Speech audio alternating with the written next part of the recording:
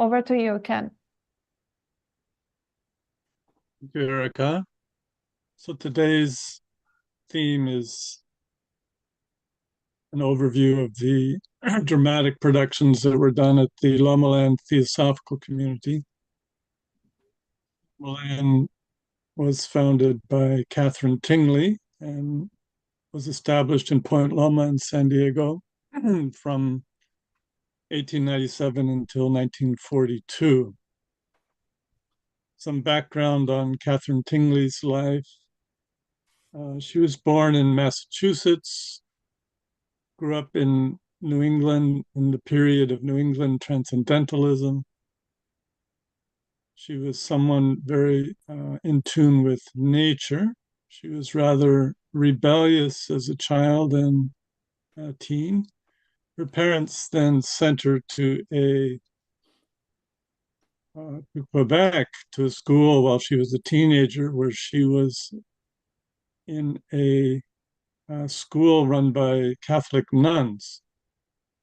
After her time in school in Quebec, she was 18 or 19, I think, and then she did not return home. She took off on her own at that point in time. And in that next decade or 15 years, there's very little known about her life except some oral apocryphal statements she made.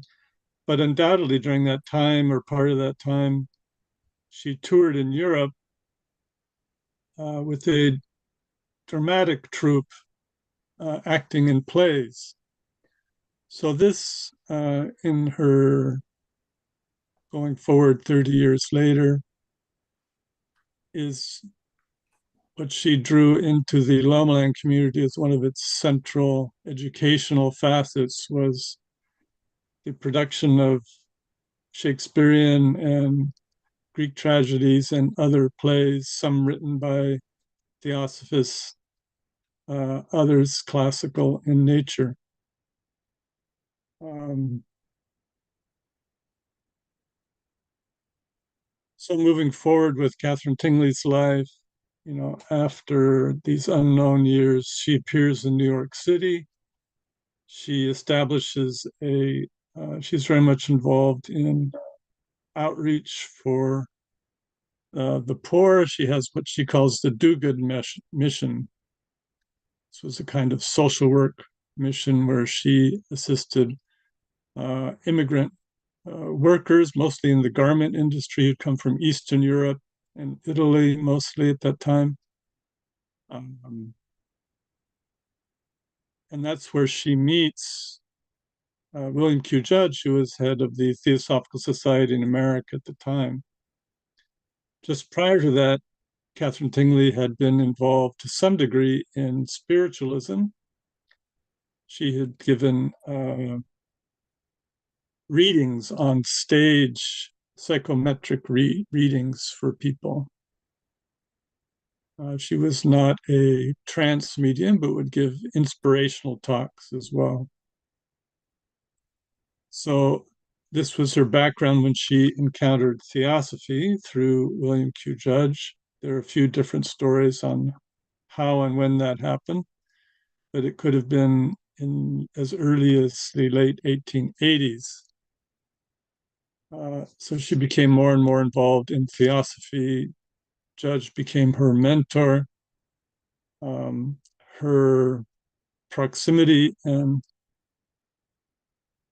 influence and participation in Theosophy, for some reason, Judge kept very private.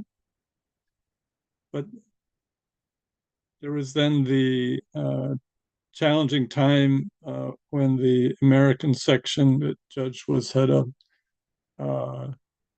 split from the parent body at Adyar.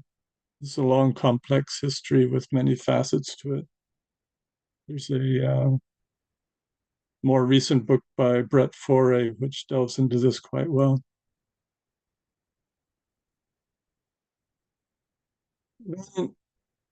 When Judge dies in 1896, he had tuberculosis. and Chagas fever from he got in South America. He was relatively young, in his mid 40s. But Catherine Tingley emerges as the initial successor to Judge and is elected president. He then, I'm simplifying the history, it's very complex, of course, as theosophical history is. Uh, she then changes the name of the Theosophical Society to the Universal Brotherhood and Theosophical Society and initiates this idea of establishing a community in the West. She had never been there. She had had a quote vision from childhood of establishing this great community in the West. Tingley was very inspired by Athenian ideals. The architecture and ideas and drama of ancient Greece filled her imagination, and she was determined and established a community based on her understanding of these ancient ideas infused with her theosophical understanding. Tingley was a very inspirational and motivational kind of character. And she motivated people, and the community grew so quickly in the early first couple of years of the 20th century that they had to slow down people arriving. So by late teens, 1920, it was more like a small village than a community. There were close to 400 or 500 residents. They had their own print shop, grew all their own fruits and vegetables. And, school for the children, the Raja Yoga School, Theosophical University. Children from residents in San Diego would bring their children there to study, etc. So within the creative arts were primary music, drama, art, literature. And drama was especially important at Lomaland as it was Catherine Tingley's personal closest interest. And it was in the dramatic productions that she actually entered herself and directed them.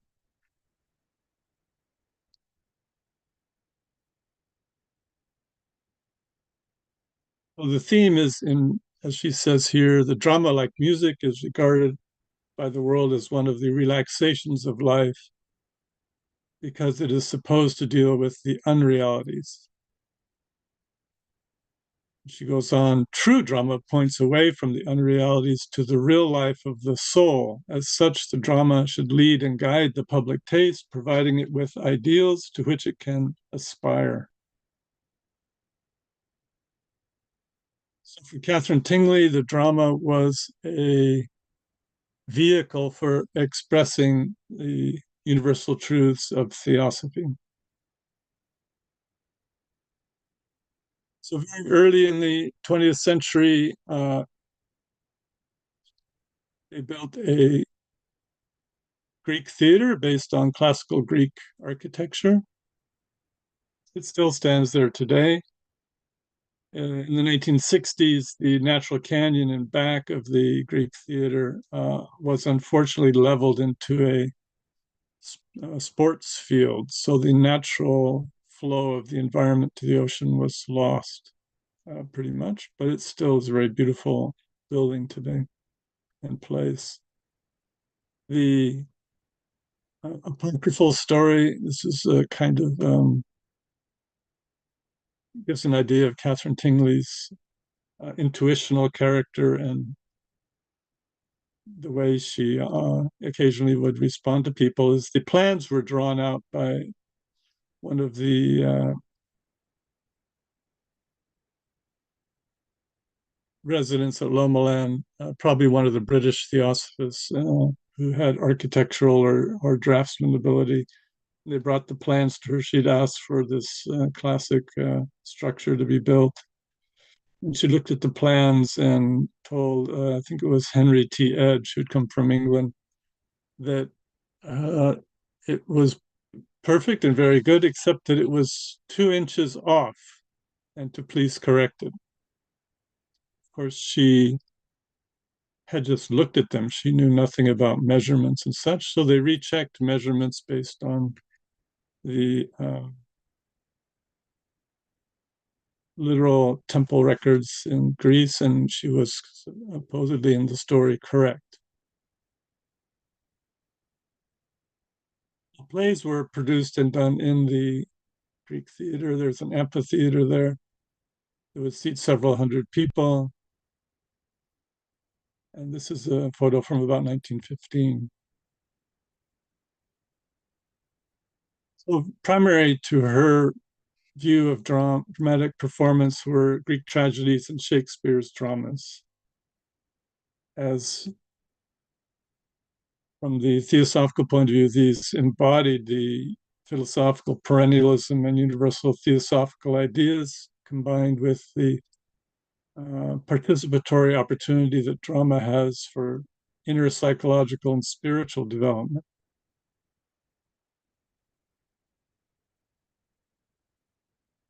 The play given most often from the late 1890s through 1930 was the Eumenides of Aeschylus. And Tingley writes that the play expands upon Athena's great love of justice, the energy of which she worked among her people, and then touch upon the vibrations of the soul that are brought out when one is deeply in earnest and is conquered by pure motives. So here you have a photo of a Greek drama, the pageantness of it at Lomaland. So typical play at Lomaland, like especially a big production like the Eumenides, would spend several months in preparation. The community, all the actors, all the choreography, all the costuming and stage set, everything was done by the community participating together, and as many as 250 people would be involved in creating the entire production. This contrast today, I asked someone, checked here in San Diego, we have a very excellent Shakespearean Old Globe Theater in Balboa Park. Usually about 40 or 50 people are involved in those productions. So this immersion of the whole community also in this process was a very obviously, very bonding, very creative, and very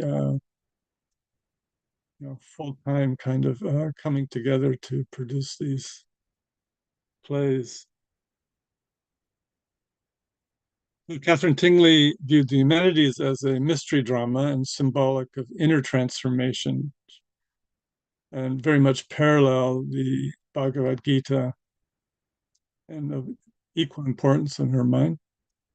And the Furies in the play, the Araignées, are symbolic of our inner fears and anger transformed from darkness into light. The Theosopher saw it as symbolic of inner transformation from the lower self to the higher self, of awakening compassion and purifying one's motivation. And here we have a scene from the Eumenides production in 1922. And the Eumenides, or goddesses of good fortune, have been transformed by Athena uh, from the avenging Furies into beings of light. And here they are dancing. There's flower garlands, also made undoubtedly from the uh, gardens at Lomaland were extensive.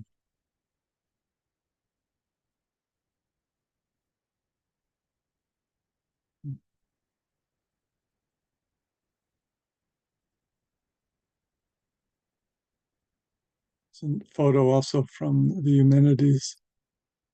Uh, Edmund Lincoln he writes in his chapter on Catherine Tingley and the Theater of the Universal Brotherhood in his book, The Theater of the Occult Revival.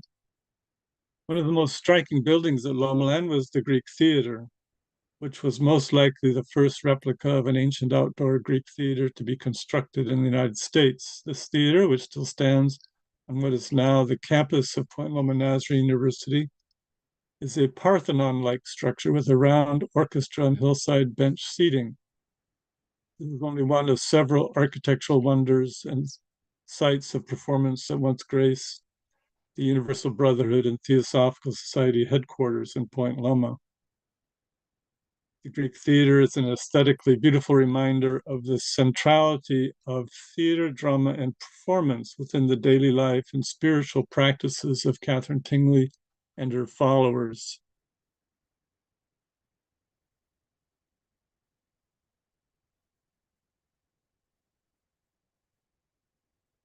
So this is from The Tempest. The photo on the left is Prospero in The Tempest. And my father, Emmett Small, played this role in 1927, and that's him at age 24, I think. The unusual thing about that event for my father was that initially someone else was playing the role and they became ill. And my father, I think, had only 3 weeks to memorize his lines and be ready for this. This was also often many people, especially acting in the drama, would recount how transformational it was in their personal life. So my father would share how before and after this being thrust into this dramatic role very suddenly, you know, everything changed for him in many respects, and that prior to that he was not very confident in public speaking and public roles that were often asked for and requested of students at Lomaland. And after that, those things were rather effortless.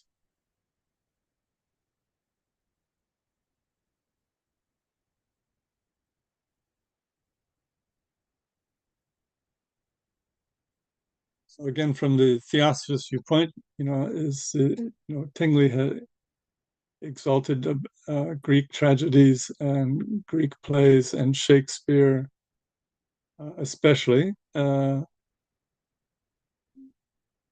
she says here, or a writer in their journal magazine, The Century Path, in the early 1900s, says that Shakespeare clearly expounds both by symbol and picture the fundamental doctrines of the wisdom religion. Brotherhood as a fact in nature, karma, reincarnation, and the dual nature of man, divine universal justice, the divinity and perfectibility of man, and compassion as the law supreme. So this highly idealistic and theosophical infusion or, or view of the drama as a transformational both for those producing drama and the actors, but also for those viewing and attending these dramatic productions.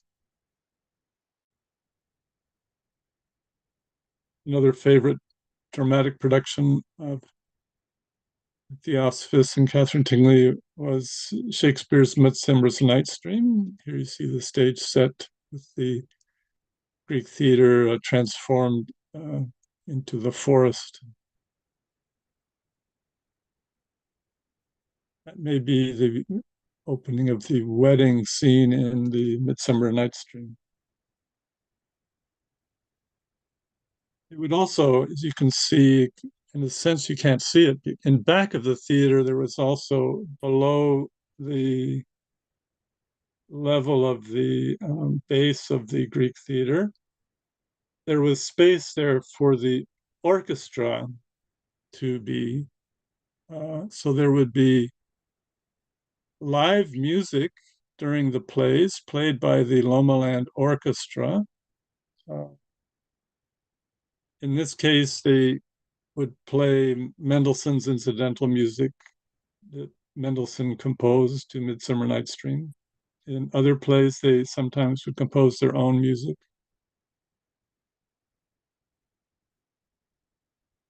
It was very unique to have live music like that in these outdoor productions. Some close photos from Midsummer Night's Dream.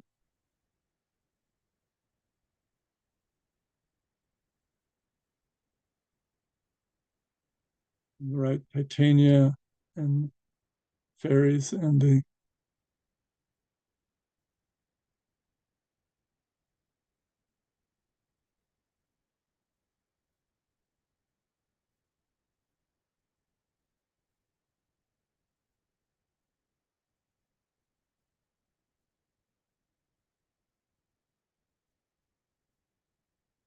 other photo from Midsummer Night's Dream.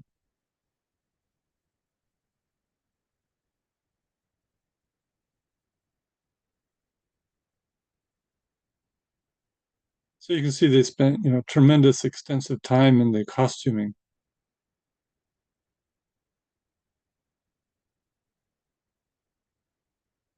Here you can see the fairy's wand on the right has the theosophical six-pointed symbolic emblem at the top.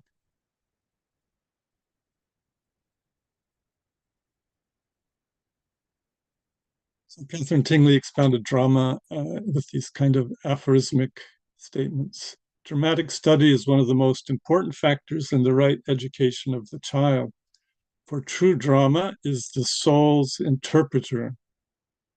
Under the Raja Yoga system, the drama becomes the great creative exponent of the spiritual life.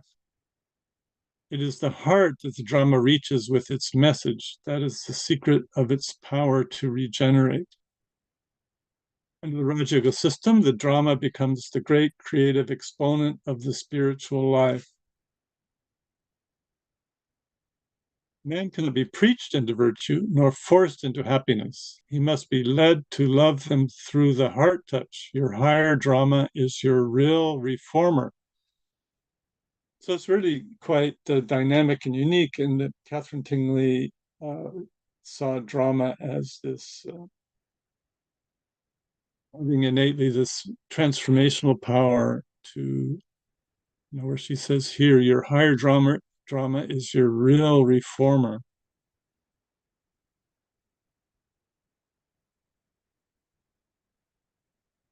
So within the Raja Yoga educational system, as music, drama, and art, Catherine Tingley pairs drama with art as the keystones of her Raja Yoga educational system, with its focus on the expressive arts.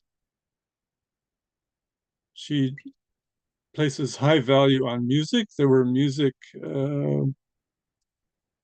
group music engagements, either orchestral or singing choral, or almost daily in the Lomaland community. Um, so dramatic productions were not daily, but were more throughout the year periodically. But she paired them together as equal importance.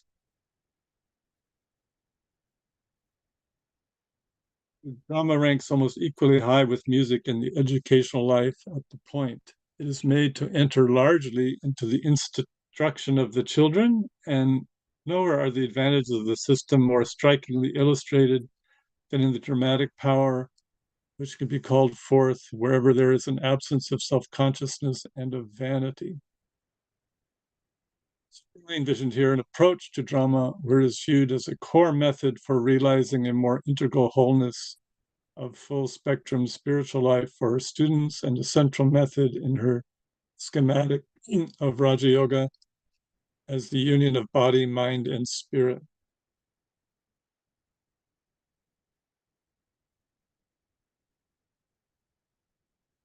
Here again, overviewing is the periodic productions of drama especially outside. They also had some inside in the temple at Lomaland. But outside, would follow the seasons. So it would begin in the springtime, and then the whole community of 200 or more people would be immersed in its creation, staging, costuming, music, composition, acting, choreography, etc. And then Tingley was in the midst of this. She was during the rehearsals and in the costuming and in the choreography and during the actual performance, she was central. And Tingley was a very curiously dynamic character, and this was when she was in full form. And as she would say during this time, she would say to one of her students, "I work best in chaos, creative chaos." So, and suddenly something would come up. Elsie Savage Benjamin was a student there, and later well-known theosophist in England, when she returned to England after Lomaland. But she would recount this was not her forte, this was something not natural for her. Tingley bustling into find her one day, and a costume is missing, and she handed Elsie a few yards of cloth and the young actress, and said, "Here, we need a gown." It was from one of the Greek plays. "Please get this ready. We have to have it ready in a couple of hours." Well, this was not Elsie's forte. I mean, many at Lomaland were very good at seamstresses, etc., but Elsie Savage was not particularly. But she just accepted it, took it, and started pinning things together. Uh, and somehow just let go into the situation. And a couple hours later, there was a perfectly made costume. Tingley bustled back in, and things like that would happen during these dramatic performances.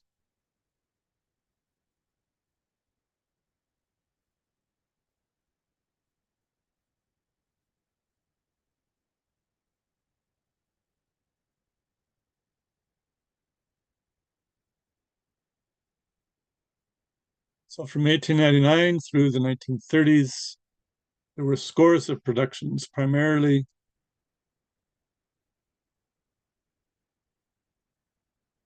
the tragedy in Shakespeare, also including comedies. There was one that Lomaland resident Henry T. Edge did in the 1900 called The Ceremony of the Creation of Tempers. It's very humorous. Also, Moliere's comedies later, toward the end of 1929, The Doctor in Spite of Himself. They also wrote their own play called The Aroma of Athens, which was derived from Socrates' dialogues in Plato. And also a play on the life of Hypatia, where Catherine Tingley herself played the lead role of Hypatia.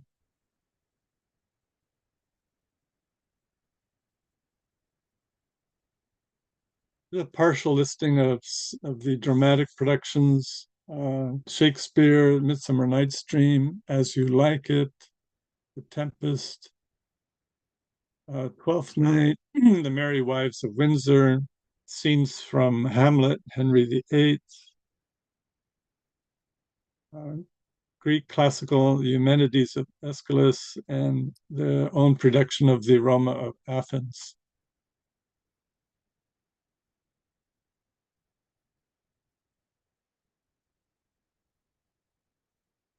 There were trial scenes from Pickwick Papers, a play called The Rainbow Play, written by an American theosophist in the early 1900s, A Promise, a Peace Symposium, Physician in Spite of Himself of Moliere, In Stalking Land, The Little Philosophers, The Wisdom of Hypatia, The Conquest of Death, a Thanksgiving play, Diamond Soul, done by Raja Yoga Children in Dublin, Ireland, HMS Pinafore.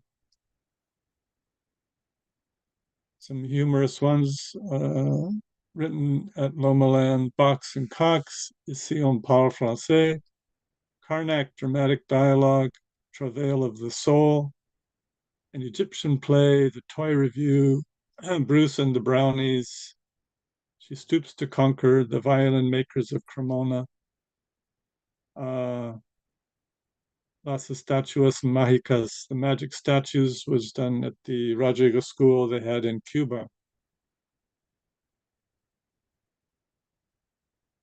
And dramatic productions continued into the 1930s after Catherine Tingley's death, and Gita Perukar was the leader at Point Loma. Under the direction of Florence Collison. Florence Collison had moved to Lomaland community in the early 1900s from England.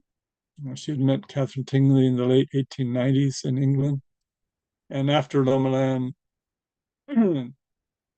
she taught at the Francis Parker School in San Diego, private school, which is still probably one of the best schools in San Diego today. Best in terms of its progressive liberal arts educational base, very similar to Lomaland. So those productions in the 1930s, Balder the Beautiful, Alice in Wonderland, Little Women, Water Babies, A Day in Ancient Egypt, Persephone, and The Mikado.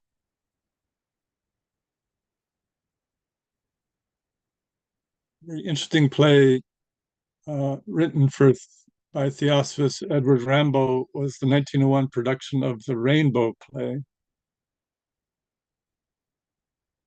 Very unique because central in its message was this idea of occult understanding of light and color based on Helena Blavatsky's correspondences from Kabbalistic and yogic methods of inner and spiritual development. We can see these in Blavatsky's esoteric instructions in her diagram. So there's the idea that there's the correspondences, there's this interdependent relationship between numbers, metals, planets, human principles, days of the week, colors, and sounds. 7 prismatic colors of red, orange, yellow, green, blue, indigo, and violet, corresponding to the 7 tones of the scale. So this was put in this play by Rambo, and then what was unique later is that in terms of education, the Rodrigo students' keyboards, when they were learning piano, were color coded. So as a child was learning to play piano and the keyboard, each note was color coded with the corresponding color.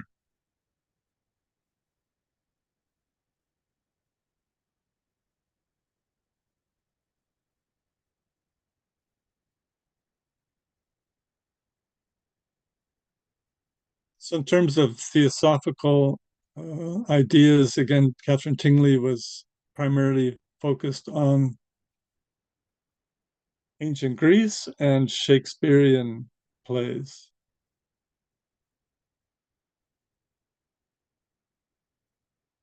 These she found most transformational for the audience and the actors and people producing the play.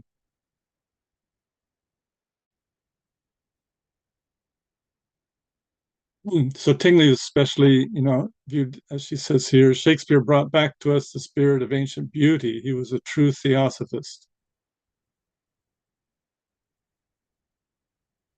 Commenting on As You Like It, she says, life so needs beauty and laughter. My aim in presenting this drama, as you like it, is in part to bring these back. I would have you mirthful with me in the golden world pictured by Shakespeare in this play. Wholesome mirth is creative in itself. Catherine Tingley viewed Shakespeare as she did Aeschylus as an author of esoteric mystery dramas and produced their plays regularly.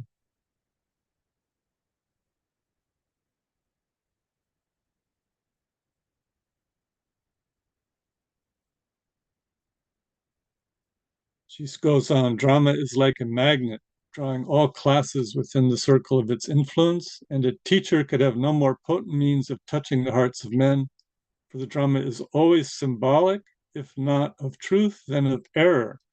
When the cold intellect is pushed off the pedestal upon which civilization has placed it, and when the heart of humanity is lifted out of the darkness and cheered and healed and placed where the sun may shine upon it, the battle of the ages will be won. Has not a wise teacher among the ancients taught us that out of the heart comes all the issues of life? It is the heart that the higher drama reaches with its message. That is the secret of its power to regenerate.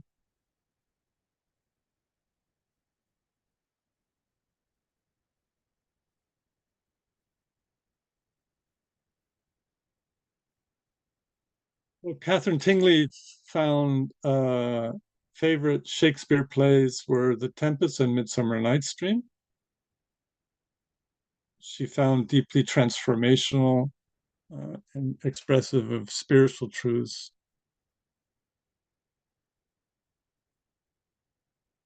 They had a resident Lomaland composer, Rex Dunn, composed incidental music scores for both of these plays. In addition, Felix Mendelssohn's Midsummer Night's Dream composition was used for that play.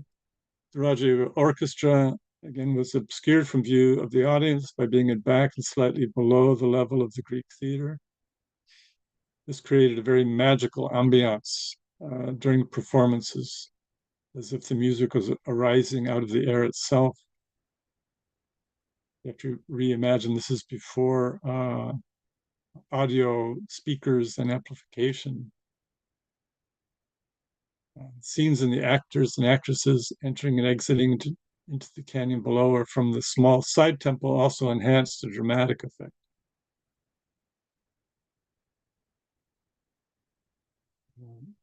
My father, Emmett Small, recounted how the Pythoness, played by Marion Lester in one of the Greek plays, as the play opens, and this is at night, she enters with very dramatic effect, shrieking along, wailing, and running down from the upper side into the center of the Greek theater in a swoon and uttering the prophetic pronouncements that set the beginning of the Eumenides.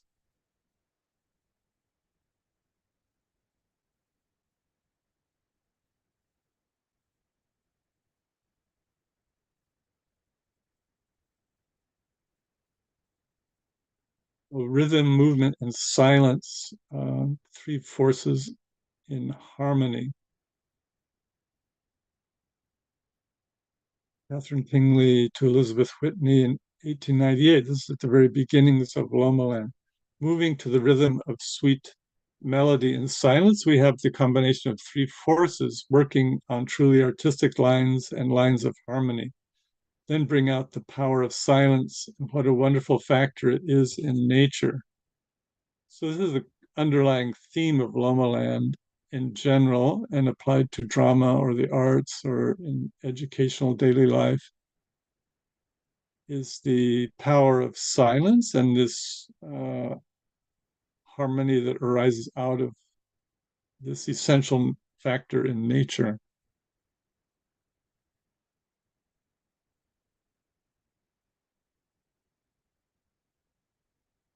Lomaland resident and professor of literature was Kenneth Morris from Wales. Morris became well known for his fantasy fiction that was published more broadly.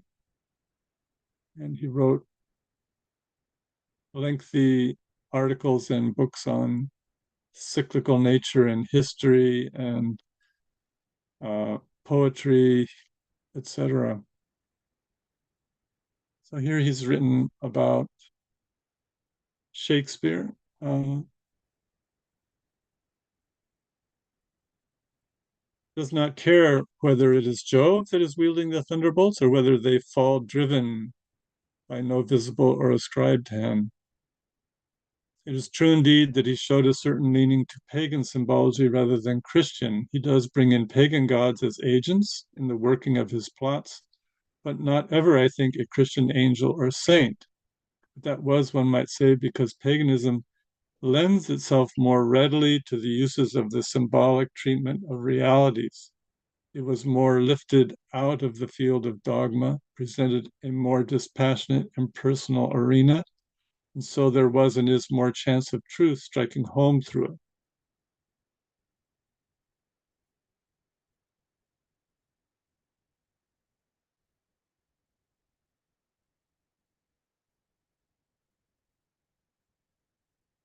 He goes on that Shakespeare used this more often in his plays than he used the Christian scheme.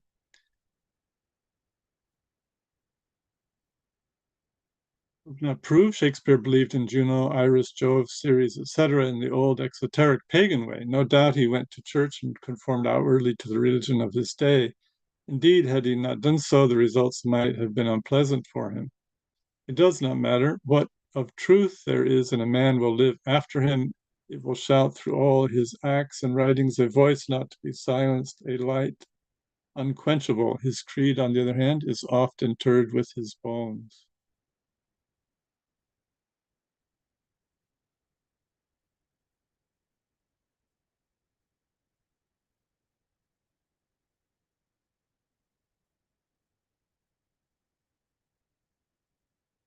So here Morris is elaborating that uh, we are what we are concerned with is not the creed of him, but the manner in which he handled any creed or material for the purpose of symbolizing his teachings, the solemn, uninterrupted whisperings of man and his destiny. If Shakespeare proclaims one thing with no shadow of uncertainty, it is that destiny is made by man himself. All its ministrants are the reflections of man's own acts and character. The spirits of good and evil are whisperings within his own mind. Eternity does murmur on the horizon. This deep eternal truth of karma sounds forever through the tragedies like the sea sound in a shell. So again, Morris is linking theosophical principles with the plays of Shakespeare.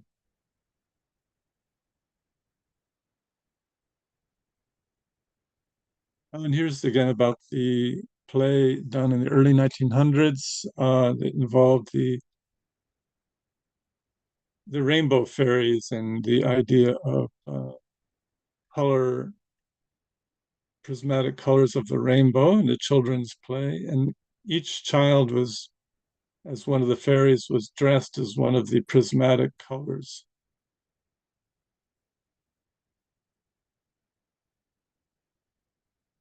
And the way of teaching that each color uh, corresponded to its quality in one's nature.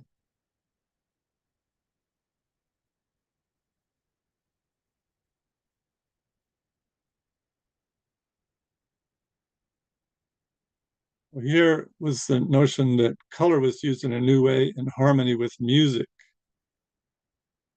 And this is, I don't have it in front of me, but of course, the famous great symphonic production of the Russian composer Alexander Scriabin, I think was more like 1912 or 14, maybe later, at any rate. But this idea was, and also derived from Blavatsky's ideas on color correspondences. Very early on, this play at Lomaland was this idea again of color and sound being integral and interlinked.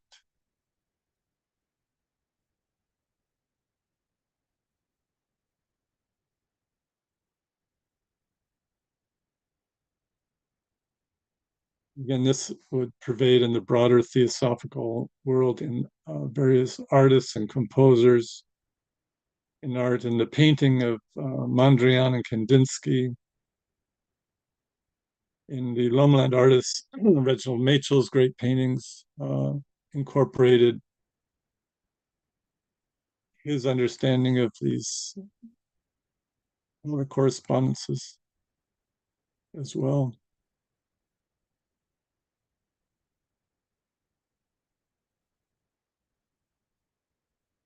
And again, the Greek tragedies, the Eumenides, was the play produced most often by Catherine Tingley and began before Lomaland at the Carnegie Lyceum in New York City in 1898. And first production at Lomaland in 1899. The community had barely begun at the time. So it was very central, meaningful for her. Joseph Fussell would commented on the Eumenides as it develops an inner symbolic meaning.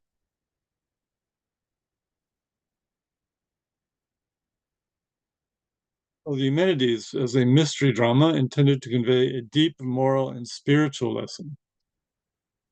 Teachings of the mysteries were all symbolic and were given very largely in the form of dramatic presentations designed to convey not only moral and spiritual lessons, whereby the neophyte might learn to govern aright his daily conduct, both as regards himself and his fellows, but to teach by allegory and symbol the origin and destiny of the soul. Joseph Fussell recounts hearing Tingley during a production rehearsal of the Eumenides, where she indicated that the Furies who were pursuing Orestes were not objective beings, but existed only in his mind and consciousness. All the other characters are powers of higher and lower nature of Orestes. So this is very internal, spiritual, psychological, and transformative view of the Eumenides as a mystery drama.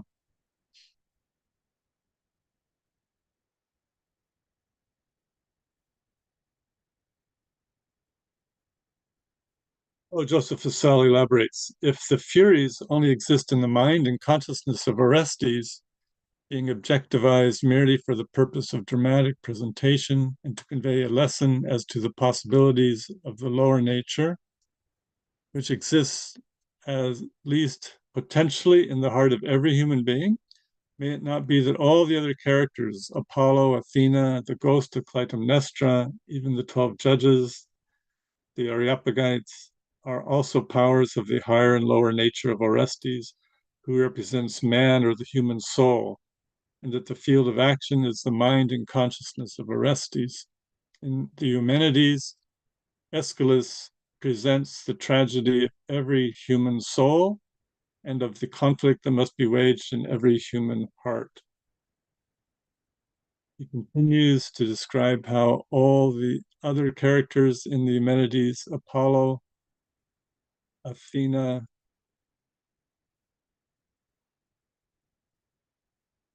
most of Clytemnestra, the 12 judges, or the Areopagites, etc., also are powers of the higher and lower nature of Orestes, who represents man or the human soul, and that the field of action is the mind and consciousness of Orestes.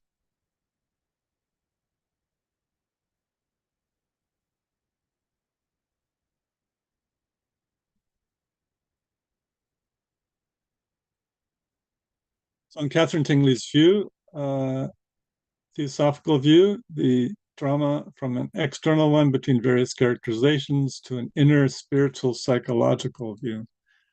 So Orestes as our human mind and the unconscious dynamics he is struggling with, transforming into consciousness within him are expressed in the characterizations of other roles and actions in the play. The power of the Eumenides as a drama for inner transformation was what motivated Catherine Tingley's passion for this play. She felt that it held a special message for the modern time and that enacting the drama had a great benefit for both individual participants and audience as well as society in general.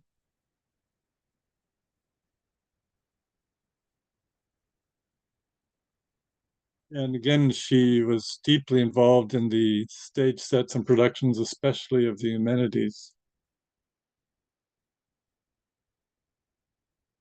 Catherine Tingley shared the inspirational effect of directing the productions in her own experience, where she said, I know that after each performance of the Eumenides here in our Greek theater, it takes me several days to come back to the everyday of living. There's an inner joy that no language can express.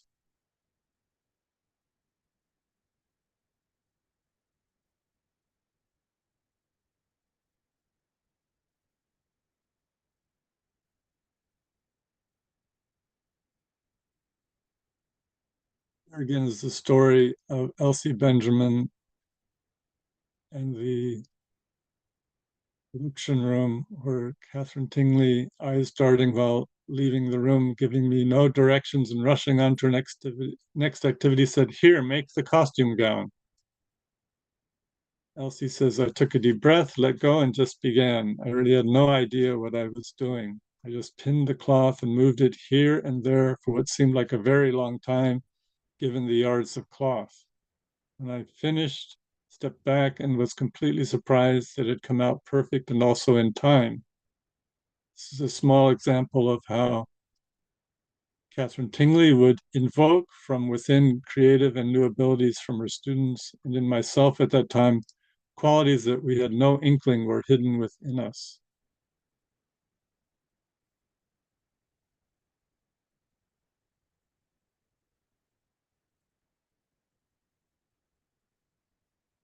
Judith Tiger recounts a humorous example during a rehearsal of the Furies.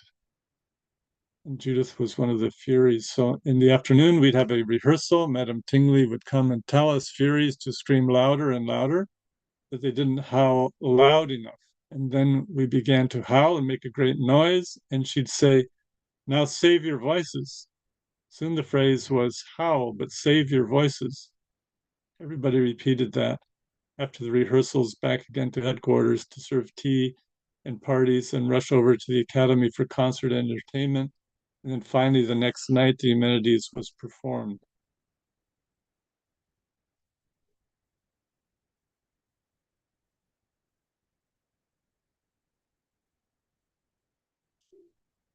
Again, Welsh theosophist and Lomaland resident Kenneth Morris, who historian Emmett Greenwell referred to as the poet laureate of Lomaland, expressed the inner theosophical view he would advocate for a Shakespearean stage manager.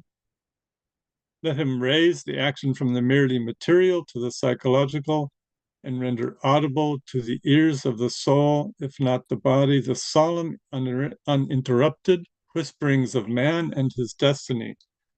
Point out the uncertain, dolorous footsteps of the being as he approaches or wanders from his truth, his beauty, or his God, and show how underlying King Lear, Macbeth, and Hamlet is the murmur of eternity on the horizon, and he will be fulfilling the poet's intention.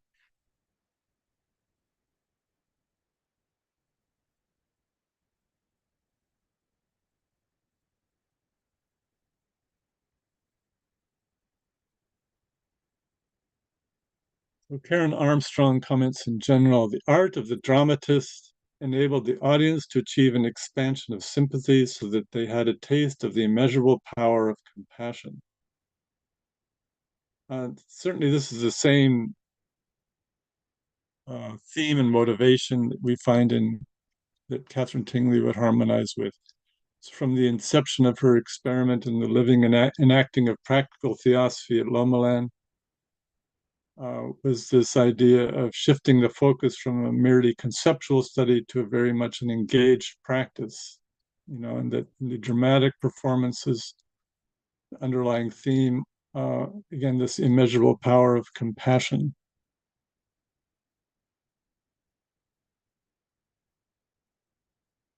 And Edmund Lindgren comments retrospective overview regarding Catherine Tingley's place in the development of 20th century avant-garde drama. She linked her occult worldview to her theatrical activities. Tingley's theater was not only motivated by her religious purposes, but also informed by some of the most current theatrical trends of her day. Tingley was, in fact, a pioneer of the Greek revivalist theater movement of the United States. In addition, she was aware of the avant-garde European trends in theater before the little theater movement began to lure Americans to it in the first and second decades of the 20th century. As far as theater history is concerned, one of the most intriguing aspects of Tingley's story is that she was spoken of positively by respected US theater critics in the early 20th century, despite the fact that her work is generally unknown to theater scholars today.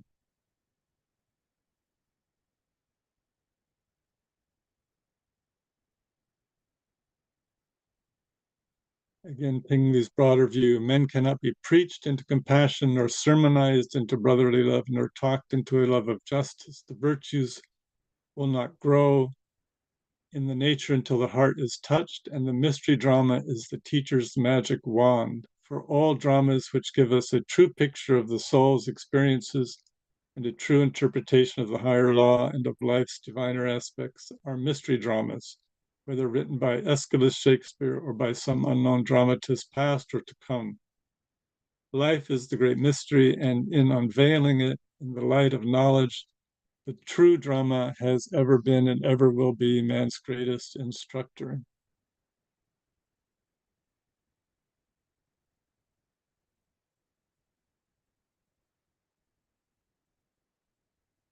Again, she's linking drama and music together.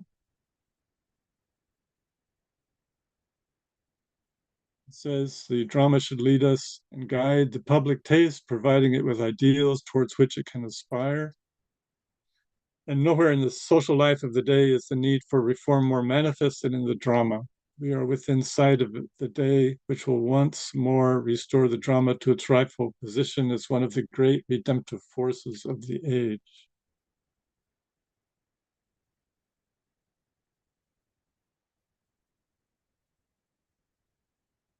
Oh, this is Moliere comedy 1929. This is the year of Catherine Tingley's death and passing. Before she's to leave on a trip to Europe, the Raja Yoga players, the Raja Yoga students in the dramatic group, had been secretly rehearsing a final dramatic comedy.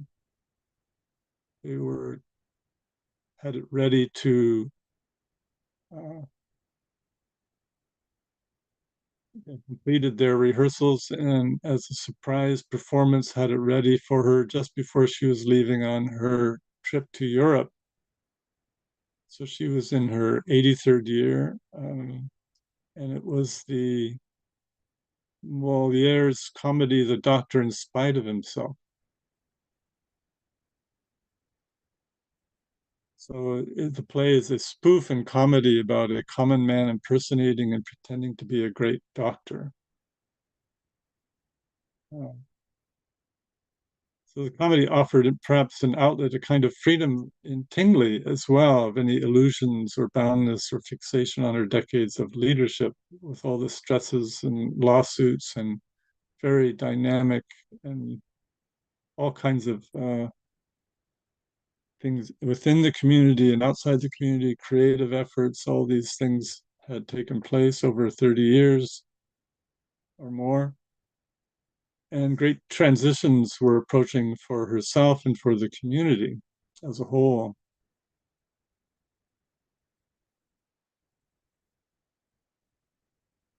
So, in this final production, Tingley found incredibly humorous and laughed wholeheartedly and enjoyed greatly. Uh, and then, within 3 months, she goes to Europe. There, she's traveling from Germany to Holland in the Netherlands in early July 1929, and the car crashes in the fog, and as they were passing over a bridge over a river, Tingley is breaks her femur and some ribs. No one dies in the crash directly, but she insists on being transported to Visingsö, Sweden, this island within Lake Vättern, where they had a school as well, and she dies there 6 weeks later.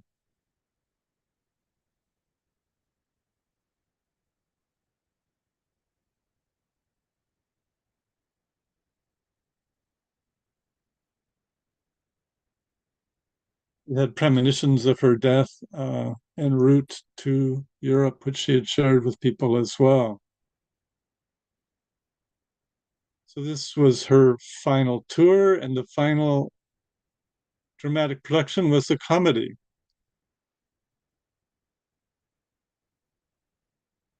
Roger Yower Players production. So this was a abrupt end to Tingley's life in many ways, and this also produced this transformation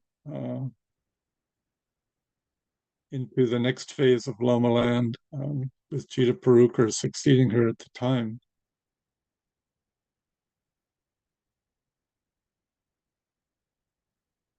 So this is the end of the formal presentation. Thank you, Erica. We can have some questions now.